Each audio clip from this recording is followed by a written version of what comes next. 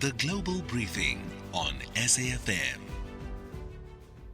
Let's get into the global briefing. It's 6:22. Well, we'll start off with the Dutch-flagged cruise ship, the MV Hondius. It's become the center of a global health alert. What we know now is the confirmation of a Hantavirus, which broke out on that cruise ship. 3 passengers are dead. 8 cases are now confirmed or suspected. The WHO is tracking passengers across more than a dozen countries. South Africa finding itself somewhere in the middle of it. One of the deceased died in a Johannesburg hospital, while the second patient is also in ICU receiving treatment at a hospital in Johannesburg. Let me bring onto the show and welcome our contributor, Dr. Joan Swart, who is a researcher in military science at the University of Stellenbosch. Dr. Swart, good morning to you. Thanks for your time. So we're seeing the WHO calling the public health risk low at this point. However, there's a global concern given the fact that passengers from this cruise ship have dispersed across more than a dozen countries, and this was before the outbreak was even understood. Yes, good morning, Kathy. It's certainly a case of déjà vu, and we all feel a little bit re-traumatized, keeping COVID in mind. The WHO had a media briefing yesterday, which I watched. It was quite long, many questions. So important to note that at this stage, the emphasis appears to be on, as you mentioned, monitoring and tracking and preparedness, and not indications of a COVID-style global emergency. But what makes this significant is not only the virus itself, but how public health risks are now interpreted in the post-COVID environment. So the WHO repeatedly emphasized yesterday that the situation is fundamentally different from COVID, mainly because the transmission mechanisms differ significantly. It's not airborne, so the transmission is very much more difficult. It's person to person via immediate contact. So they stressed that it's about monitoring, tracking, preparedness, risk communication, and they don't want to create unnecessary panic. So in this case, they focus clearly on preventing misinformation and avoiding alarm, while also trying to maintain confidence. But at a different level, COVID fundamentally changed the relationship between public health institutions and the trust from the public. So the trust is now more fragmented. People are much more skeptical, more politicized, and even limited outbreaks generate rapid reaction and speculation. I So wonder. communication, Sure, yes. go ahead. No, I just wanted to say that communication credibility is therefore very, very important for the WHO. All right. I want us to move on to Moscow. Vladimir Putin will Yes, be hosting a Victory Day parade tomorrow. He yes. says there'll be no tanks, no armored columns, just soldiers on foot. And the Kremlin has also further said it's about Ukrainian drone threats. However, there is this leaked European intelligence assessment, which is suggesting that Putin could be worried about something else, a potential coup. Yeah, I can just dispel that almost immediately. The problem is somewhat different, or very different, in fact.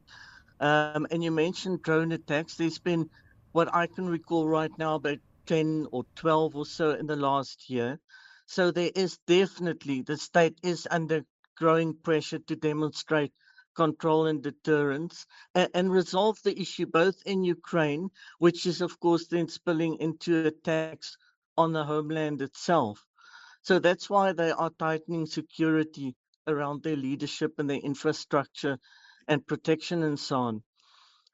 But the fact is that Russia needs to end this conflict. They need to create some kind of resolution, and this is where the political pressure on President Putin comes from. So it's from within Russia, but not, as you say, regarding a coup. It's actually pressure on him to be more resolute and more decisive in his responses to attacks on Moscow and the rest of Russia, and resolving and ending the conflict in Ukraine. So most or many Russian observers and commentators argue that his approach, they feel, is too restrained and too gradual, and that there needs to be some form of stronger retaliation and clearer direction in these against these attacks. Okay. And then in Istanbul, getting tongue-tied there. Turkey, they've unveiled what they're describing as the first intercontinental ballistic missile. I understand it's got a kilometer range of about 6,000 kilometers. So if one is on Turkish soil, that would put London, Lagos, and Cape Town within range. Yes, most certainly. And I had to check the distance from Istanbul to New York, and that's about 8,600 kilometers. So it falls So just they short, can, falls just shy yeah, of New just York. short. So they can basically reach anywhere else in the world but the US mainland.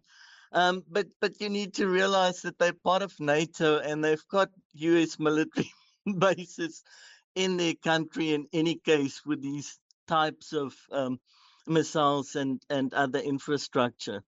But this is less, and I must add, good for Turkey. I'm very happy that they achieved this. And it's for them, it's less about a missile and it's more about their ambition to be independent in terms of arms development and availability. So they presented it as part of the domestic defense development.